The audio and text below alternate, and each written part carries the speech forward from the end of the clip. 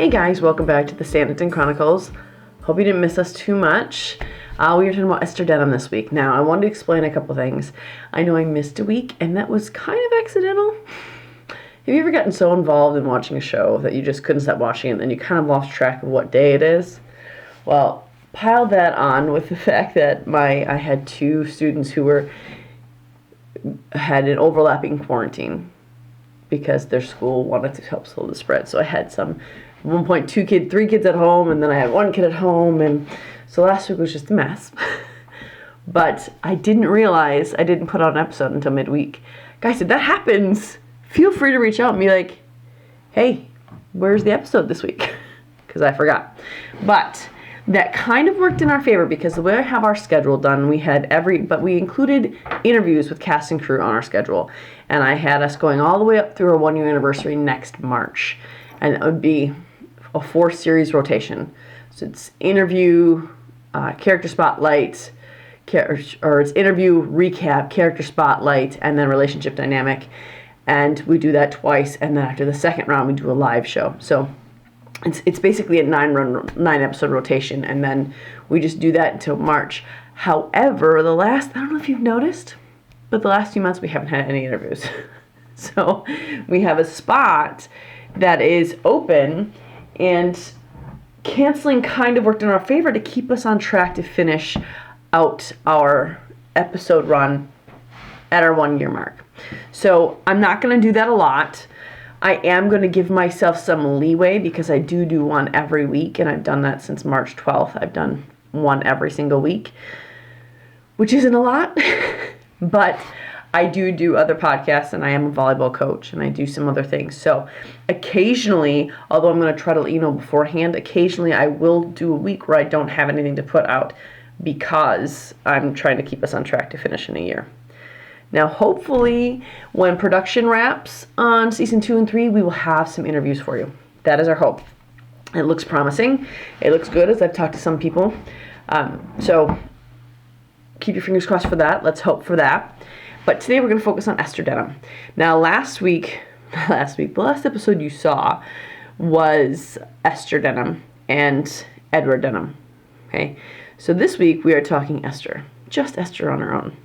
And I think she's such a complex character, and I do get some flack for this sometimes because she is my favorite character, absolute favorite character on all of Sanditon, over Charlotte even, over Sydney, over any other character that's there. It's Esther Denham is my favorite character. And actually, Esther and Babington are my favorite relationship on the entire show, over Charlotte and Sydney. So, although I like the other I love the other characters. It's more than like, they're my family now. I like the other characters. I love the relationship between Sydney and Charlotte. I love that dynamic. I love that growth. But there's something very authentic and beautiful and rare in Esther and Babington's love story. So they're my favorite couple. And I think the same can be said of Esther, too. There's something just very, very real and vulnerable and almost bare about her. And it's interesting. She's an interesting character, and how they wrote her was so brilliant because she's so bare, but it's hidden. And it's so interesting to watch her. And when she's on screen, you can't help but just look at what she's doing, but watch her facial expressions, watch her body language, see where she's going, listen to the words she's saying. You can't help it because she's that dynamic of a character. And Charlotte Spencer is masterful. I just watched her. We have movie nights in our house every week. And my girls, I have all daughters, so we're very into girly things. And they wanted to watch the new Cinderella movie on Amazon. Truth be told, I chose the movie and I put it on, and then they're like, oh yeah, I wanted to watch that. So, I'm the one who chose it. But Charlotte Spencer, I don't know if you know this, but she's in that movie as one of the stepsisters. She's so funny. So, anything Charlotte Spencer does is essentially gold to me because I love that actress. But I really, really enjoy what she did with Esther Denham. The way there's an interesting juxtaposition of how she portrays Esther. Let's take the cricket episode, it's episode 5. She's very stoic. She's very, I love when she talks to Babington and she's straight-faced. And even when Lady Denham says smile and she smiles, and Lady Denham says, oh, maybe not, you'll confuse the poor man. But she's very serious because she's broken and hurting. And then you see this behind-the-scenes shot that's everywhere where she's got an umbrella and she's going, and it's just, like the levity that Charlotte Spencer has, and the way she can sort of bring that into Esther in a really sad way. There's something poetic about it. I don't know if you guys are understanding what I'm saying, or if it's just like a jumble of words coming out of my mouth. I don't know, but I just think that there's something really beautiful about how she portrays Esther. And truth be told, how Esther was written. There's something beautiful about how Esther was written, and I just love it. The first time we meet Esther, we kind of see that she's almost set up to be the villain, to make you think, no, she's not set up to be the villain. She's set up to make you think she's the villain, because Edward is the villain, right? And so the first time we meet her is with him. She comes in with her head held high, looking down her nose at everyone in the room. But that's a cover, that's a mask. And Edward is the one who singles out Charlotte to try to romance her and sweet talk her, and I think he just enjoys that. But Esther has no attempts to sweet talk anybody. I mean, they're trying to get this money from Lady Denham, and she doesn't hide anything from Lady Denham. You watch how Edward and Clara try to schmooze her over, and Esther at every turn is very honest. She's very blunt. She's very forward. I mean, even when she talks to Babington, there's a kind of riddle to how she speaks to him, but she's still straightforward in that. She's just such a beautifully, brilliantly contrasting character. She's at both times bare and closed off. She's at both times bold, but what's the word I'm looking for? And bold is not the word I meant to say this. She's at times very upfront and honest, but at other times she's very cryptic. So she's those things together, and it's so fun to watch her when she's on screen. Even when it's her and Charlotte, your eyes are drawn to Esther. And that's nothing against Rose Williams, because Rose Williams does Charlotte beautifully, and I cannot wait to be together with Rose Williams again, because I love Rose. I meant to be together with Charlotte again, but I love Rose and I love Charlotte. I truly, truly do. I love all the cast. But when Esther's on that screen, your eyes are just naturally drawn to her. And maybe that's just me, because that's who my personality kind of is gravitating towards. But you see her in that opening scene, and you kind of think, okay, this duo right here, there's something wrong with them. They're going to be the bad guys. And then you kind of think about how she looks down her nose at them. But then as she talks to Charlotte on that beach, and I love the way she approaches Charlotte and Mary. And I know this is not the only episode I've talked about this on. But when she comes up to them, and she's like, I was hoping to persuade one of you both to come for a walk with me. And it's clear that she wasn't, but she saw them and saw an opportunity. And what you can get from that is that if she had the choice, she wouldn't want to be alone, because I think she feels alone all the time, even with Edward there. And I think that's why she's so desperate to run away with him later on, when she says, we could be together. Let's run away and just be together, because she wants to be with someone. And even when she's with Esther, she's alone. She's lonely.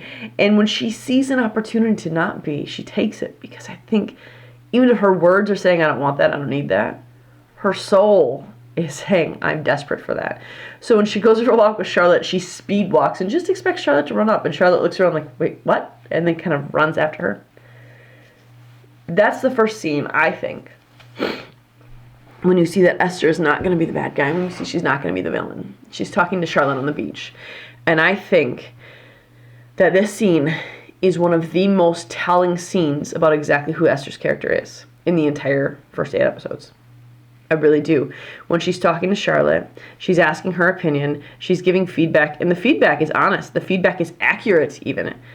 But it's said harshly, and I think because it's said without any consideration of feelings of the other person, that it's tended to be looked over as spiteful. It's tended, and I don't mean by the audience necessarily, I mean by like Charlotte, because Charlotte didn't take her seriously. She was kind of like, wow, that's mean. But Charlotte comes to the same conclusions, just displaying them in a nicer fashion. So Esther sees it all. Esther is quick to see it. She doesn't see any reason to beat around the bush. She doesn't see any reason to pretend something is something that it's not, except for when she's obviously the relationship with Edward. She has to hide for obvious reasons, though. And then when they're talking on the beach, and they stop and look out at the sea, and Esther gets very sad. And she says, isn't it all so very dreary? And Charlotte says, well, it's exciting to me. Paraphrasing that, obviously. what that says is that, and I've talked about this too, but I think it's so poignant, and I think it was just such a brilliant way to give the audience this glimpse of Esther, this inside glimpse of who she is and what she's dealing with. Because it's at that moment that you see that Esther, where Charlotte views the sea as freedom, as endless possibilities, and as endless pragmatically in terms of, land. You can't see the end of the sea. It just seems to go on forever. And Charlotte sees all the possibility in that, and she sees freedom in that. Esther sees a prison cell. She sees a cage. She sees that everywhere she looks, it's this abysmal, dark thing that is endless. Endless darkness. And she says, on the whole, I'm going to paraphrase this. On the whole, I think that you will rather regret coming to Sanditon. I know I do. What a sad, sad thing. She's convinced that she has this love for Edward. She's convinced that and she and Edward are going to be together. And I think she's convinced because he's all she's ever known. And it kind of makes you sad for what her upbringing must have been like. Her father obviously died because her mom remarried his father. And you have to imagine she was rather young when her father died if she took on the Denham name. And my microphone is probably picking up all the sounds of my stress toy. I'm sorry, my daughter got these little fidgets. And they're so squishy. And they're so awesome. And I'm going to try to stop playing with them by the microphone. I'm sorry. It's like ASMR for Sanditon. But you have to imagine that he died when Esther was relatively young, right? So she's been under the influence of Edward, who was likely, his mother died. And then he had this stepmother who then, not all old things are like Cinderella, where the stepmother comes in and is like, oh, you are just going to be my servant.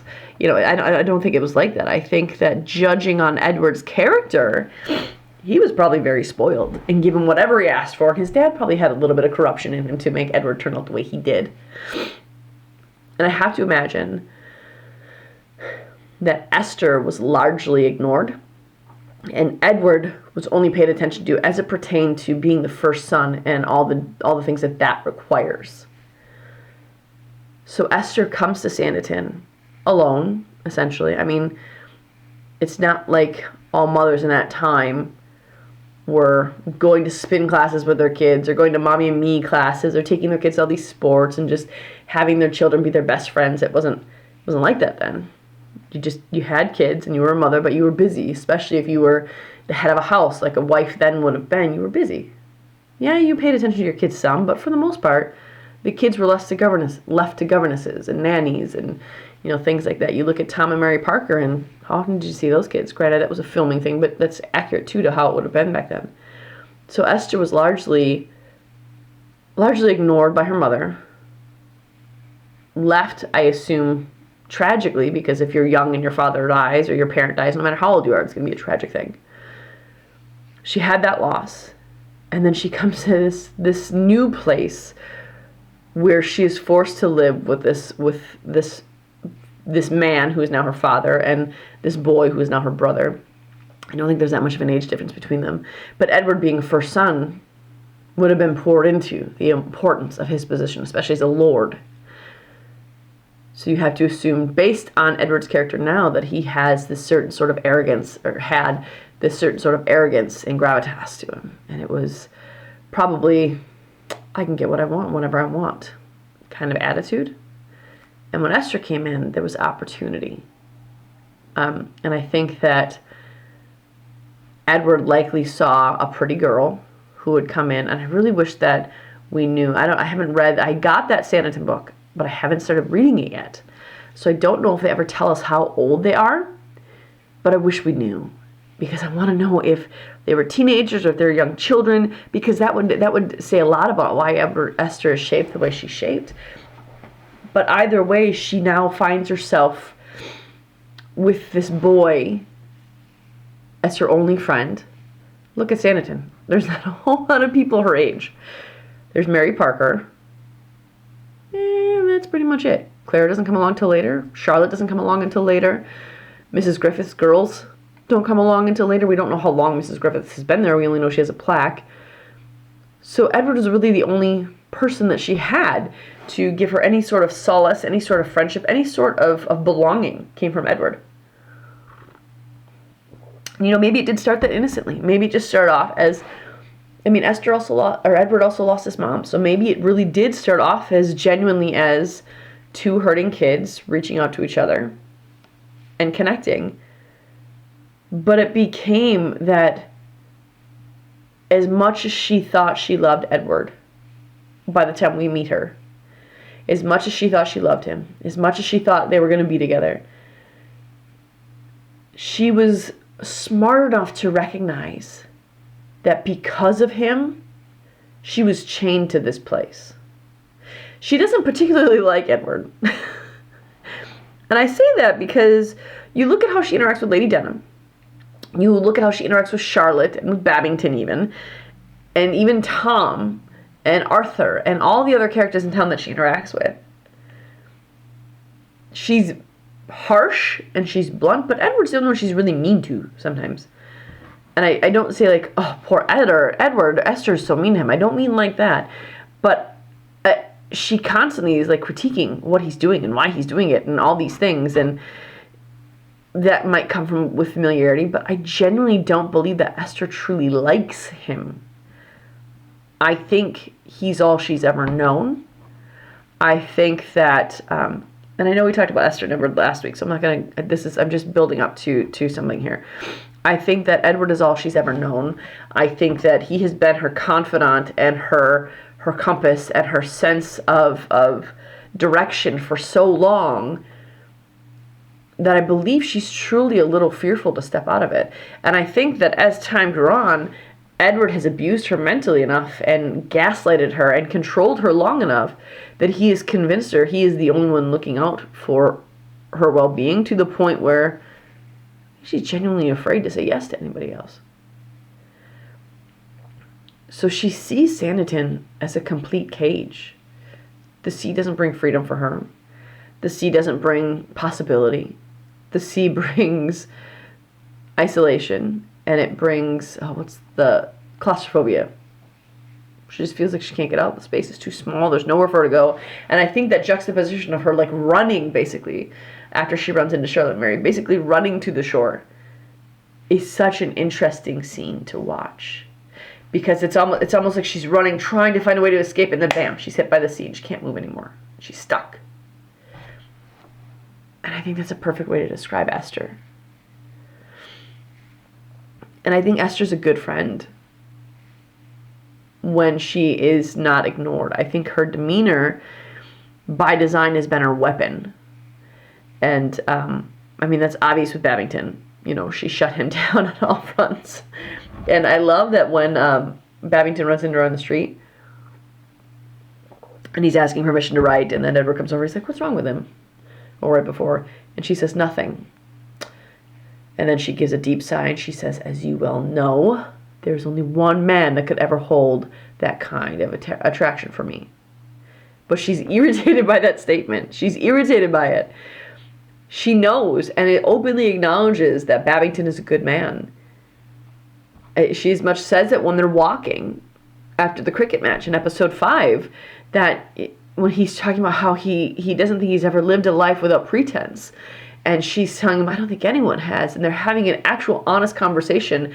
I think more than the marriage proposal, she's caught off guard by the honesty and the vulnerability and the realness of that conversation. Because with Edward, it's always schemes.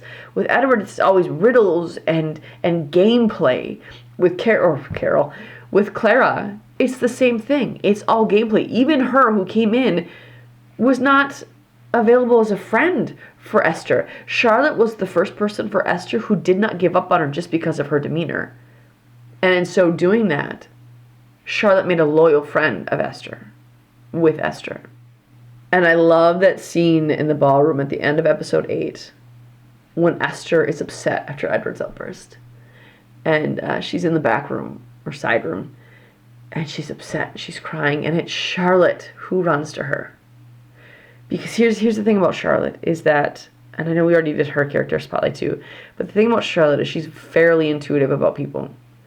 She might be naive in why she thinks certain things, But there is something in Charlotte where she can spot someone good. Even with Sydney, she couldn't explain why. She didn't understand she was in love with him, but she was drawn to him because Sydney is a genuinely good person, genuinely worth loving, and she was drawn to him. Same with Tom, same with Mary, same with James. She was able to pinpoint those things out, but I think that because of, it's interesting because Charlotte was put off by Sydney's harshness, probably because Sydney exploded on her, whereas Esther's harshness was not directed at Charlotte, and that's what Charlotte understood more than what other people did. Is she understood that Esther's disposition and her frustration and what she felt as she expressed things harshly, Charlotte understood that it comes from a place of pain in Esther, and that that's not something to be punished, but it's something to try to. I'm trying to think of something more eloquent than make better. It's something that I think Charlotte sees as a need for friendship, for camaraderie, for someone to just be there for her without strings, and I think Charlotte picked up on that everyone in Esther's life was tethering her with a string. She couldn't leave because of Edward, because of her feelings for him, and because even after that walk with Babington, when she comes back and Edward can feel he's losing her, he pulls on that tether and yanks her right back to his side. Esther can never, and that's why the sea isn't a release for her, because Esther can only go so far before she's yanked back. And what she comes to realize at the end is Lady Denham is actually good for her, whereas the one who tethered her the most, the one who yanked on her string the most, who's Edward, had her convinced that Lady Denham was worthy of scorn, that she was selfish by nature. And I think Lady Denham is selfish. We can see in episode 2. But even that, it is Esther who alters Lady Denham. No one else does. Esther, the one who speaks up for her, who speaks up to her, rather. Esther, the one who is genuinely concerned for her welfare. That scene where she collapses when Esther tells her I said no to Babington, and Lady Denham knows to call out to Esther when she's in distress. She could have called out to her servants, who, if Edward were there, that's who she would have called out to, I think, was the servant, not Edward. I think Lady Denham's smart enough to know that Edward just wants her to die so he can get all of her stuff. But she called out to Esther. And Esther, even though she knew she needed something from Lady Denham, Esther yelled, "Help me!" And she was so angry that the servants just stood there to watch. And then while Lady Denham is in that bed, it's Esther who's the only one concerned about her welfare and her well-being. When Edward is asking about the what's the name of it? Solicitor, or the priest, or reverend, whatever. And Esther just looks at him with complete disgust. Like, this woman is dying, and this is who you are in the face of it. And there was a sentence, as the series went on, as the episodes went on, like there's obviously the pineapple luncheon, where Lady Denham shows that she has a lot of growth to go through. And she has a whole lot of personal character building that she needs to undergo, because that luncheon was horribly racist and just, I don't mean to laugh at that, and I'm not laughing at racism, but I think that Lady Denham really showed that, well, I don't think she's a racist. I think she's what is the word? I can't think of the word right now. I'm like, my mind is just woohoo. I think that Lady Denham is an opportunist. That's what I mean, an opportunist. And I think that she saw a situation that she could benefit from. She could get Edward off her back, and then she could move on. So, I mean, that's what that luncheon was. And even then, like, Esther was ignored. Esther is basically ignored until Edward fails, and until Babington comes in the picture. Once Lady Denham realizes that Babington is a possibility, then she starts to talk with Esther. She starts to listen to Esther. She starts to be formed by Esther. And there's something to that Esther is able to reach people who are wholly good. Charlotte is wholly good. And when Esther was in trouble, Charlotte's instinct was to go right to her side, to comfort her, to calm her. Babington is wholly good. And even he says, I've never met anyone like her. She is completely without pretense. She is without games or mockery. She is herself at every turn. I paraphrase that heavily. But those are the basic words that he says to her. That he's never known anyone like her who can say something with an insane insult and not have it land as an insult. These wholly good people were so drawn to Esther because Esther is wholly good. Esther and Edward were scheming to find what Lady Denham had. Scheming to get what Lady Denham had. But even with the will, she says, she's dying and that's all you care about? And then when he says, it's for us, and she says, well, all right, well, then how can I help? Look, she didn't say she wants to destroy it. Her goal is to see what's in it. I think she would have had a problem with burning it no matter what. I really genuinely do. But Edward had her convinced that was the only way to survive. And like Clara is not a villain because she's a survivalist, Esther has a little bit of survivalist in her too. Not as much as Clara. Because I think Esther would sacrifice herself before she harmed someone else. Knowingly, willingly. And I think I can definitively say that because look at Babington. If her only goal was to succeed and survive and to get ahead, she would have married Babington the moment he asked her. But she didn't. Because that's not Esther's goal. That's not what she's shooting for. That's not what her aim is. And in the end, in episode 8, when Babington finally, I'm getting emotional about this. Babington and Esther make me emotional. Even more than Sydney and Charlotte, which is weird because the whole time we were waiting for season 2, I was Sidlot. Even though Babington and Esther are my favorite. And maybe that's because, Babington and Esther got their happy ending.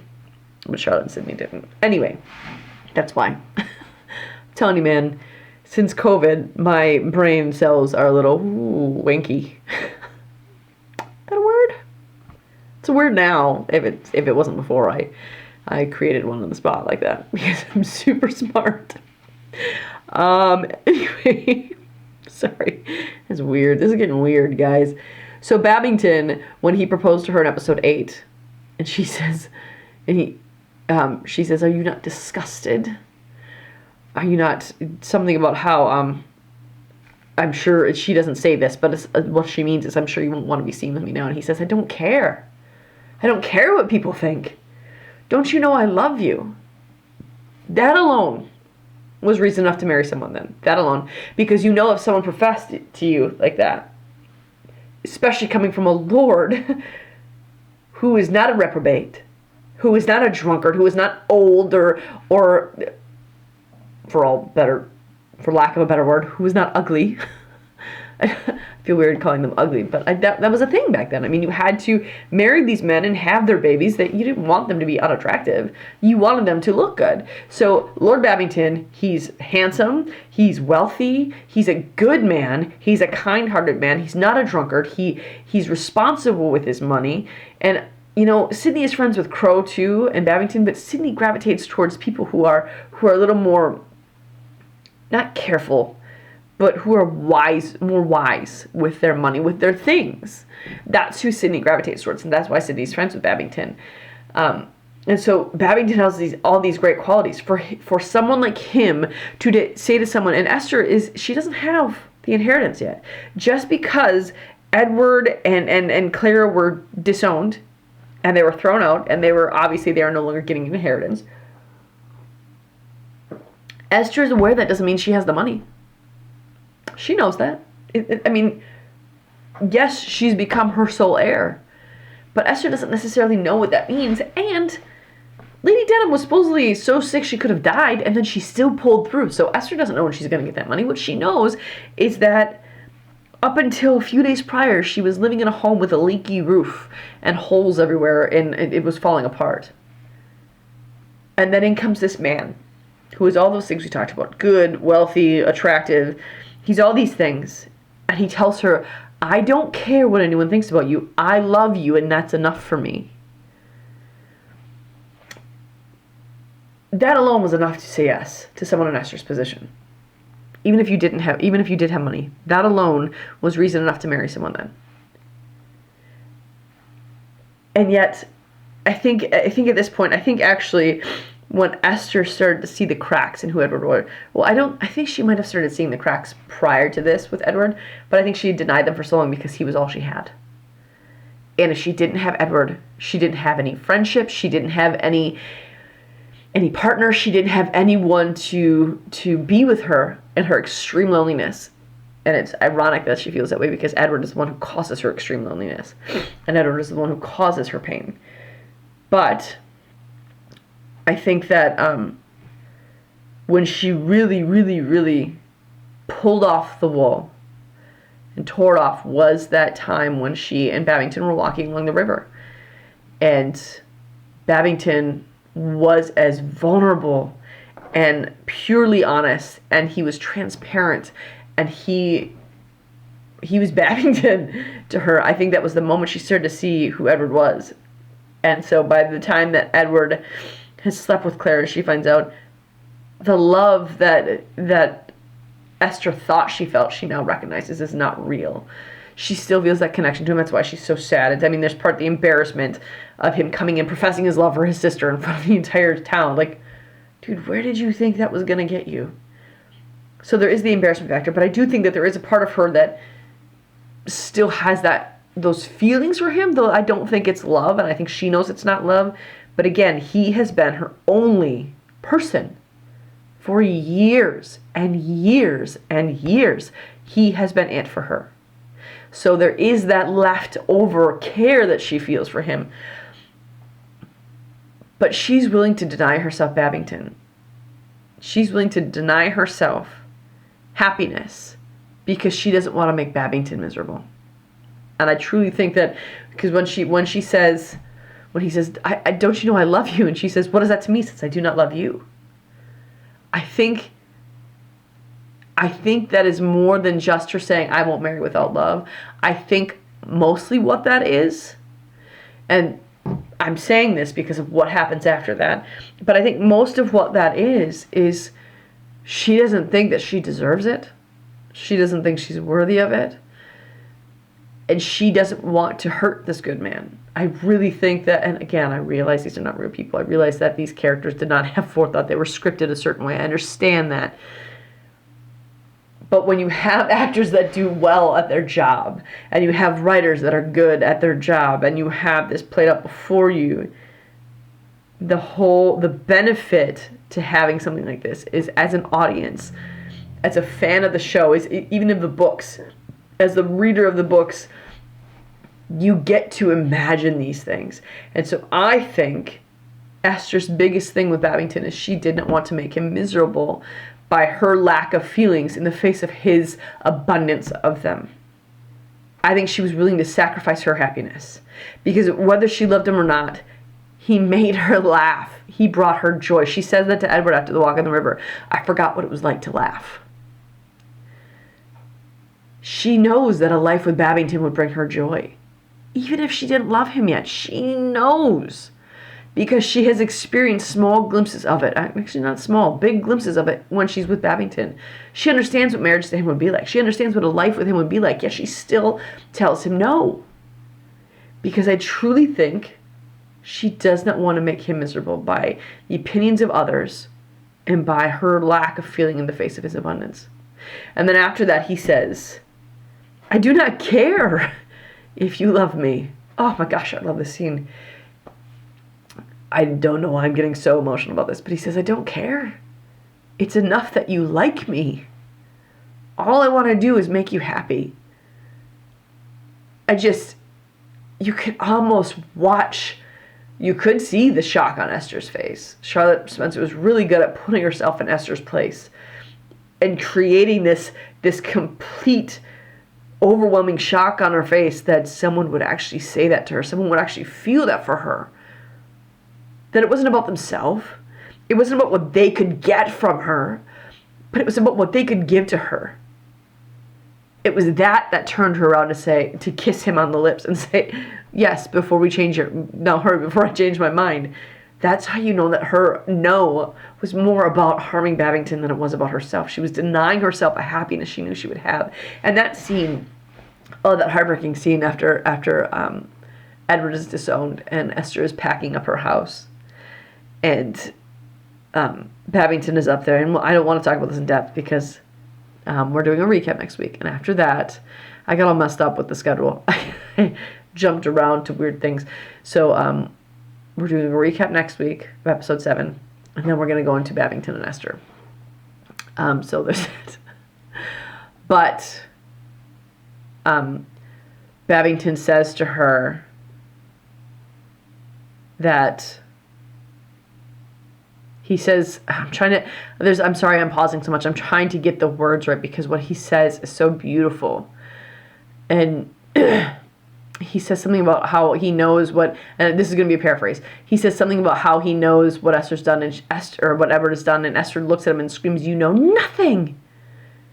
And then she starts to really lose her composure because she understands. I think when she looks at him in that moment, she sees that he's really there for her.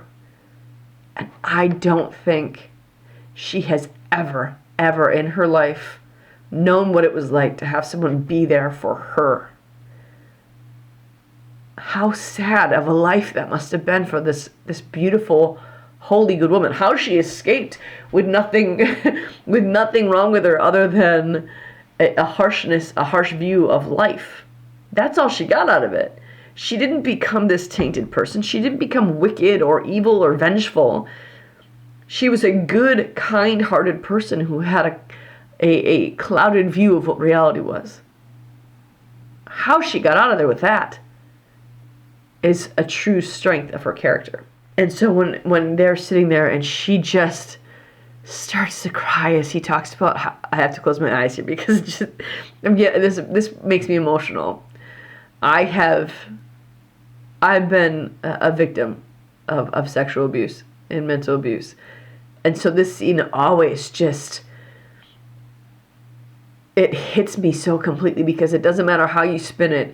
It doesn't matter how lovable. And Jack Fox is a lovable dude. I love that guy. I think he's hilarious. I think he's witty. I think he's kind. I think that he is a good person as far as we are able to see. I mean, I don't hang out with him, obviously, so I only know what he puts out there. But that is what I see in who Jack Fox is. And as much as we want to believe that Edward is the lovable cad, it is this moment when Esther and Babington are talking, when you can see the kind of emotional and mental abuse that Edward has heaped on this poor woman for years. Years. Controlled her every move, dictated her every step, cut her off from absolutely everyone but him. Even when Edward would read those letters to her, it was mocking Babington so she didn't see a validity to him. Cutting her off from Clara. Clara said to her, "We should not be enemies." Yet Edward picked and prodded to keep her separate from Clara. Even with Lady Denham, Edward did nothing but talk horribly about her, saying that this is what she was doing, even when it wasn't. He cut her off from every other person but himself. That is an abuser. That's what Edward was. I know the description is lovable cad. It's hard not to love Edward Denham because he's funny. But in this scene, it cannot be denied that he abused Esther for years. And to have her finally find some peace in what Babington offers her. Like, you just want to stand up and cheer.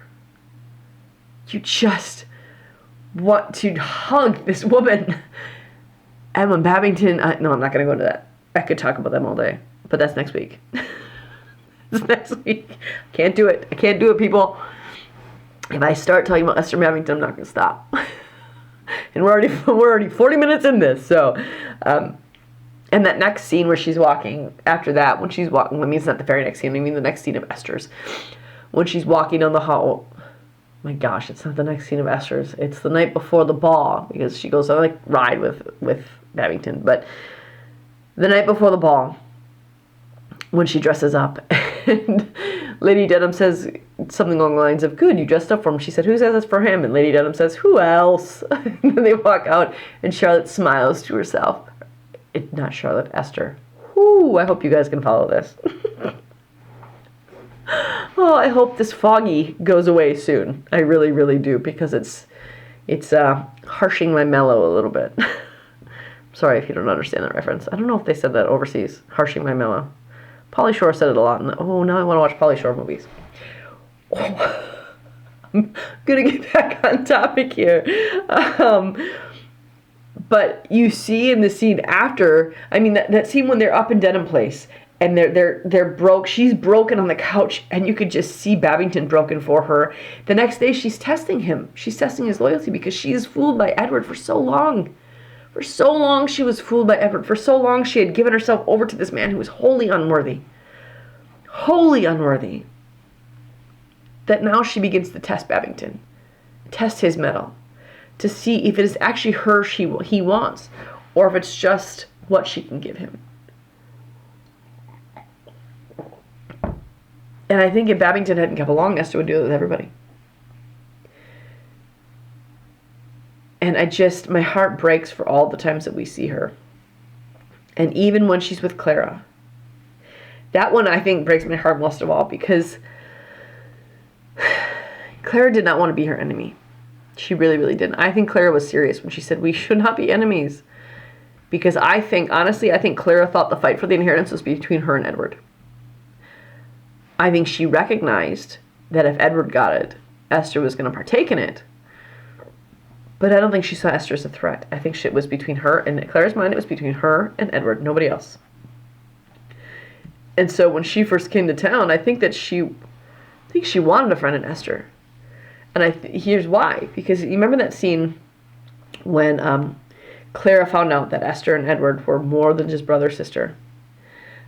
When she delivers that note or the invitation from Lady Denham to come see her. And I just realized my stress ball is next to the microphone again. And Clara spies him helping her. If you are a listener and not watching me on YouTube, I just did the air quotes. Helping her fix her stays. And then they go over to Lady Denham's house, and Clara says, I'd rather think you would have wanted somebody, or no one would measure up to your brother, or something along those lines. And then they play the piano, and Esther storms up because Clara's obviously poking with her. I think that's twofold for Clara. I think, one, she's trying to warn her off her brother. I think Clara has seen enough abusers in her lifetime that she can pick one out of the crowd. And I think she recognizes that Edward is both mental and physical abuser. And I don't say physical as in slaps her, punches her around. I say physical as in he uses her physicality to keep her connected to him. Look at after that walk in the river. And she says, I forgot what it was like to laugh. And he said, I can make you do so much more than laugh. And he pulls her to him and kisses her forcefully. That's a form of physical abuse and sexual abuse. And I think that Clara picked up on that almost immediately of who Edward really was. And so her saying that, I think it was kind of to warn Esther off, because I honestly don't think Clara ever saw Esther as competition, ever. I think she always saw it as between her and Edward, always. And then when they go out, and the reason I say this, one piece of evidence is after that scene when Esther storms out and Clara goes out to find her, and she says, for me it was an uncle. She's saying right there that I know about this relationship. And because it's your brother, I have to assume it's an abusive thing. And I think that even though Esther denies it, even though Esther says, you are not suggesting that there's something wicked going on. If we were not, we are Denham, we are a brother and sister only in name only, and if we were not, she stops herself. And Clara says something along the lines of, you would what? You would be together. And then she walks away, basically saying, you know you can never be together. In your heart of hearts, you know it's true. Clara knows that Esther's being abused, even though Esther denies it, even though Esther says, we're in love, Clara can pick up on that.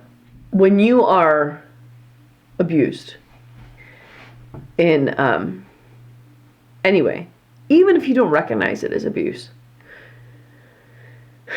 it makes you feel a certain way about yourself. And I didn't mean for this to get so dark, but I'm trying to explain why I connect with her so much. And I don't think I really realized fully why I connect with her so much until I started talking about her in this podcast. But even if you don't recognize it's abuse, there is something about you that's altered. Something about you that's changed irrevocably. There is a sense of shame that you don't really understand that comes into play. There is a sense of self-loathing that comes in that you don't really understand why it's there. You know that you don't really like yourself. You know that you don't really feel good about yourself. You know that you don't think that you can get close to anybody else, whether that's because you don't trust them or you feel like you are unworthy of them. And your attitude begins to alter. For me, it manifested in manic depression. Others, it's that with anger.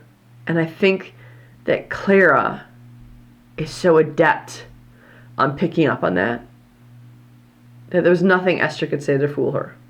There was nothing Esther could say that would convince Clara Edward was not an abuser. And so I think that Clara truly wanted to be her friend. And I think that Clara really would have been an asset. And honestly, I think that Clara would have helped her through this situation. Because again, I don't think Esther was ever her competition. I think that's why she said, you and I should not be enemies. And even when Esther said, or when she said, we were fighting for the same thing, and Esther said, Esther said, how can we not be enemies when we are both fighting for the same thing? And Clara went, money? That was telling that Clara did not think that she was competition for the money. That there is no way that was what they were both fighting for.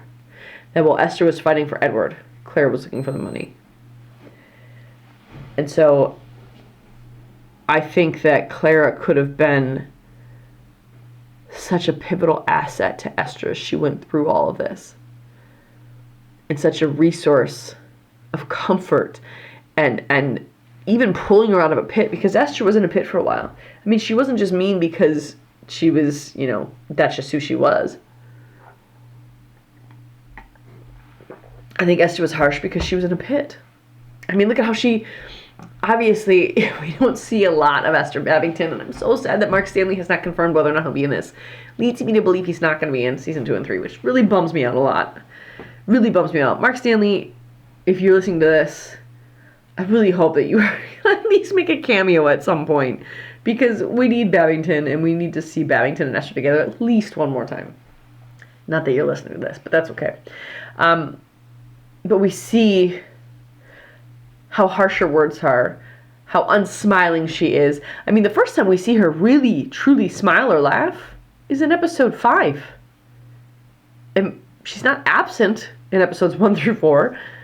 And the laughing, the smiling doesn't happen until the end of episode 5.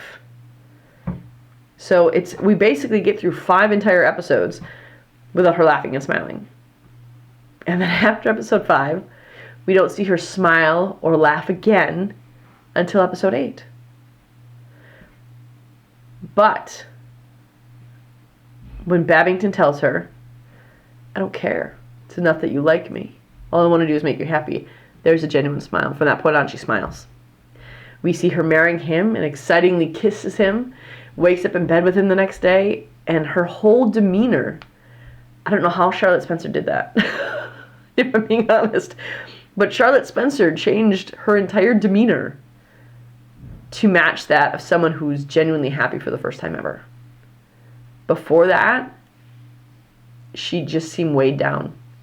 Like, it actually seemed like she was walking. She was speedy, and she was always trying to escape. But it also, when you looked at her, you just felt like she had so many heavy things on her. But that next morning when she woke up with Babington, of course she wasn't dressed, but still, you know what I mean? Her demeanor just felt lighter. It looked lighter. So, I'm sorry I went off on a lot of personal things there. But I think that these are issues that I think they happened a lot in the Regency period. I think they weren't discussed, especially since it was the woman who bore the brunt of the shame, not the man. But I think these things happen more than what we realize, more than we want to realize. And especially in a Jane Austen novel, you don't want to think about that. You don't want to think about that kind of abuse. You don't want to think about that kind of relationship because it was more, but, she always writes a certain thread of that. With Wickham, it was, taking Lydia off and sleeping with her for a while, still not marrying her, but having her. I mean, that's a dark theme. She was way young, and Wickham was way older than her. And there's that theme. You look at Mansfield Park. Do I need to really explain where that one is? You look at Sense and Sensibility. There's Willoughby and the niece of that woman. There's all these little tiny threads. And this, I've said it before, but Sanditon is a darker version of tale that Jane Austen began to tell. And so I don't think that although she didn't write that aspect of it, she only got through 12 chapters and we didn't get to see a lot of anybody. But I don't think this is that far off from where she could have gone with it. Because this was a darker version. Jane Austen was writing this. And if you haven't listened to our Paula Byrne interview, we interviewed Paula Byrne, she's written a couple books on Jane Austen. And she was the literary supervisor for Sanditon, both first season and is currently that. I think she might have a heftier role. She's still the literary advisor, but I think she has a heftier role as well in the seasons 2 and 3. Follow her on Twitter and check out her books because her books are awesome. I have 2 of them. And she's very active on Twitter with the Sanditon family and gives a lot of really good insight. So follow her if you don't. But we did an interview with her and she was talking about Jane Austen and her writing of this book. And she brought up a good point that when Jane Austen was writing this, it was in the end of her life, obviously, right? Because she died before she could finish this. Jane Austen was in a lot of pain when she was writing this. So mentally, physically, she was in pain. I think part of her knew that she was going out. Part of her knew that she was dying. So she's writing this piece from a place of a despair, a place of pain, and a place of almost torment as she's writing this. So I think that this would have been in line with what she would have written. And I think we do a disservice to not mention that there was this kind of abuse in this show. And to not examine all facets of the characters. And I think that while Edward is a lovable cad, we do a disservice to his job.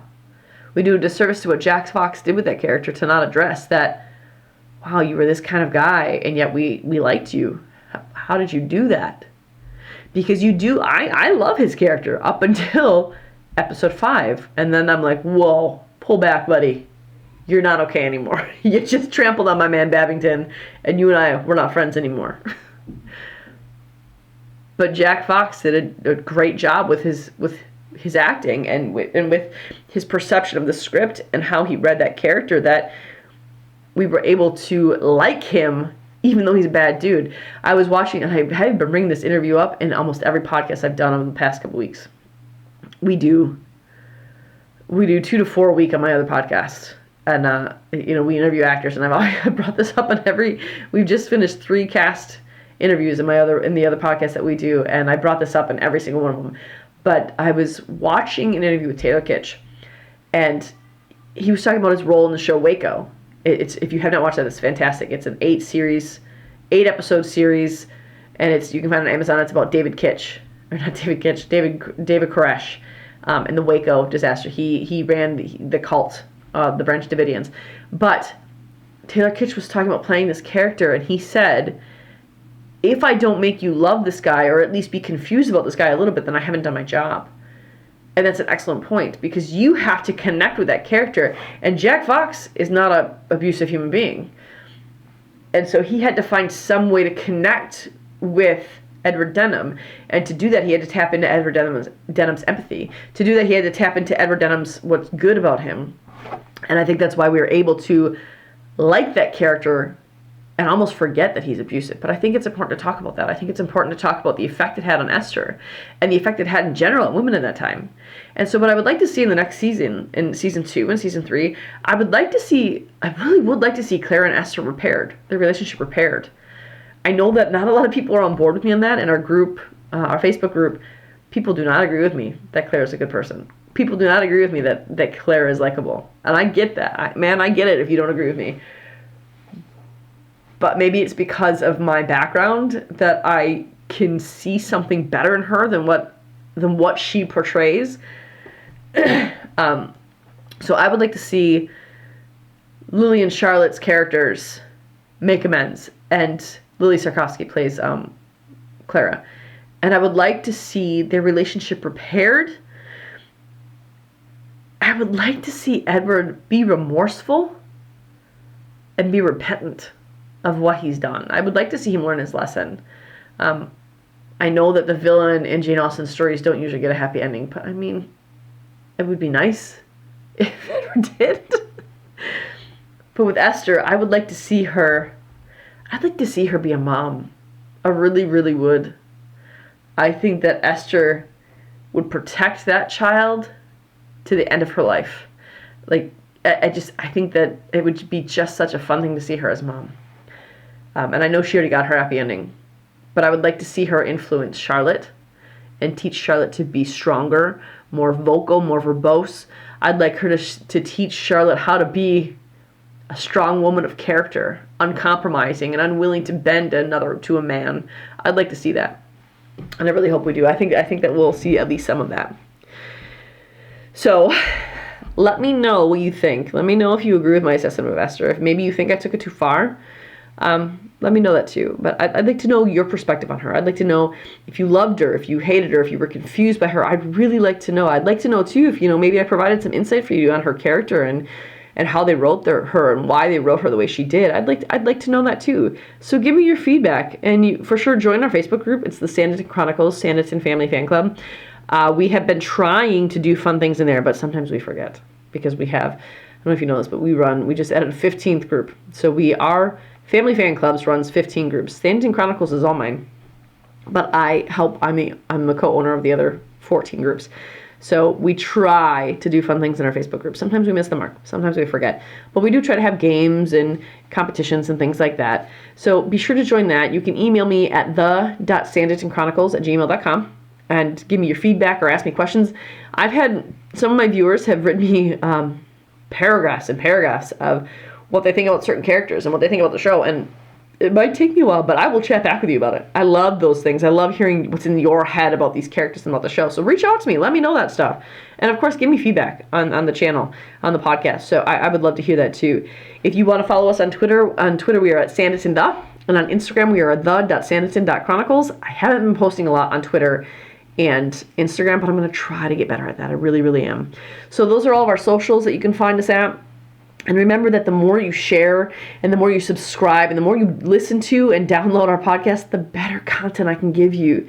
I would really like to start giving you some cast and crew interviews, and I'd really like to start giving away some prizes and sending some things to our listeners. We're toying with the idea of opening a shop and having some things there that you guys can get for the Sanditon Chronicles.